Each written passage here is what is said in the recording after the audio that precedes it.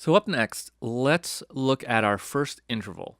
Now, a lot of what we're going to be doing in this class is talking about intervals. And what an interval is a space between two notes. Okay? So, for example, I'm going to put a note here. We don't even care what note this is for now. Now I'm going to put a note here. This is the interval of a second. Okay? A second as in, not a second as in time, but a second as in the number 2. Because this note to this note, the interval is a second. It is the interval of a second because we can tell it's an interval of a second because if we count up notes, we go 1, 2, and these are side by side in the key, and that's when things get complicated, is when we start talking about in key. We're not going to talk about in key quite yet, but what I want you to know for right now is that we're going to focus on a single key, which is all of the white notes. So we're going to ignore the black notes for now. We're going to get to those shortly. But for now, we're only looking at the white notes. Okay?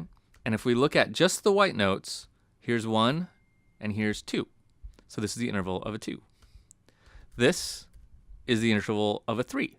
1, 2, 3. Okay?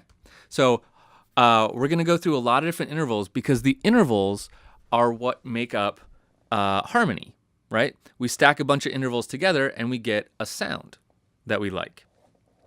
So the first interval I really want to talk about is the interval of an octave. And if you want to pick apart that word, octave, it means the same thing. The prefix of the word oct, OCT, means the same thing as it does in octopus or octagram or anything like that, which is something related to the number 8. Okay? 8. So it's going to be the interval of an 8. Okay? So if this is 1, this is 2. I'm only counting white notes, remember.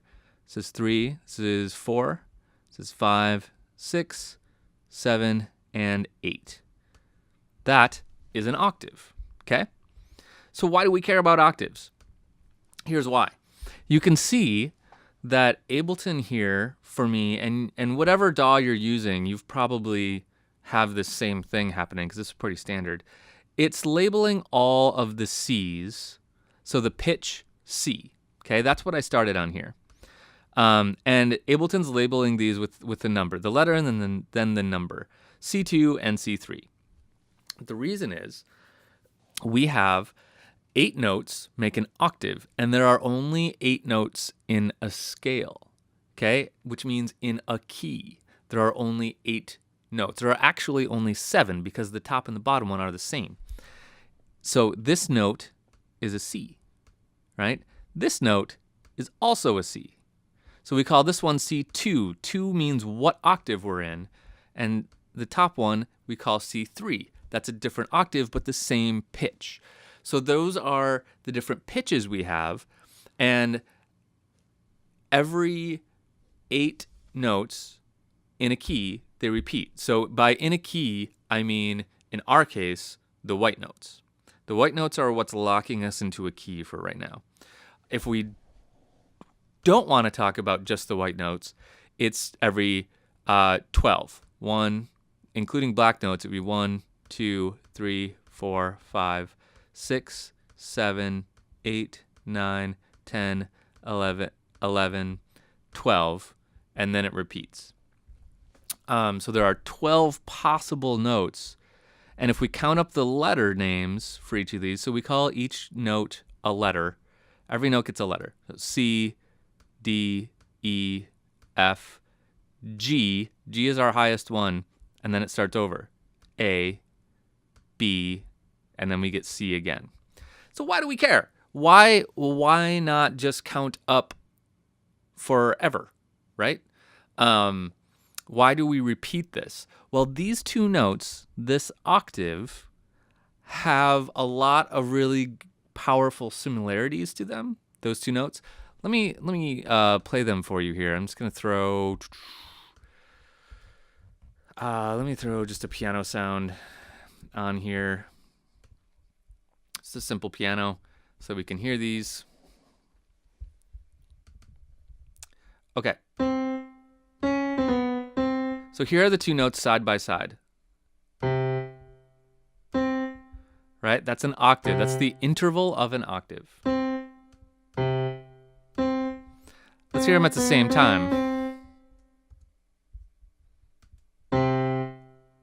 That's them at the same time. So I'm playing two notes that are an octave apart.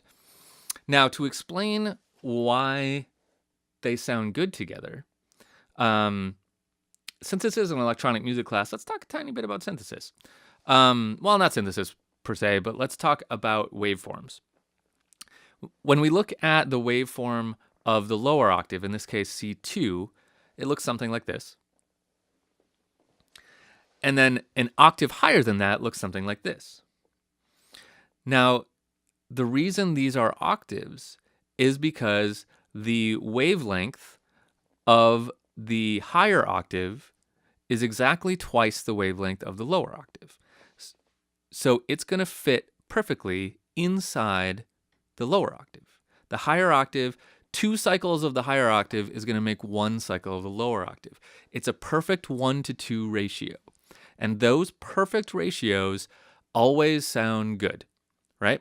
So whenever you're working on a track and you've got some melody, let me just do this. Let's say we've got some melody, and I'm just gonna like randomly hit white notes. And it's gonna sound pretty good. Oops, that's not a white note. There we go. Let's do that. Just extend that one out. Okay, so here's my just random melody of white notes. Okay, cool.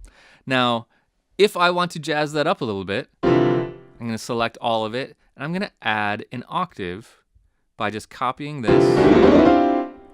Okay, so now this note is an octave higher at the same time. This note is an octave higher.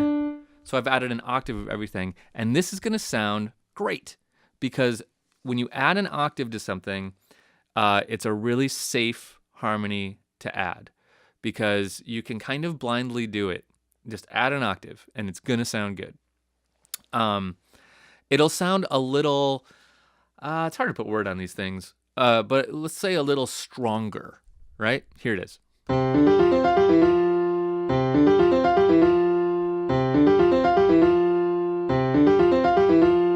Okay, here it is without the octave.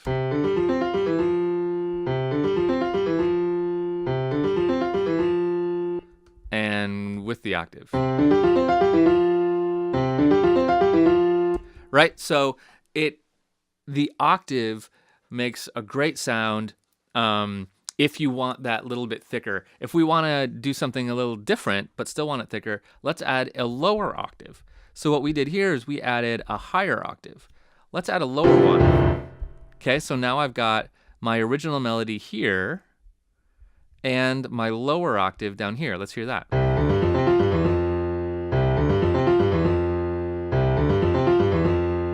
Right, so it's still the same notes.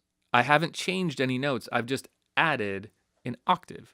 And you can always find an octave by counting up 8 notes of the key, which remember in our case, that means all white notes. 1, 2, 3, 4, 5, 6, 7, 8. That is our octave. So that's why octaves sound good. That's what they are. When in doubt, add an octave and you'll have a great time.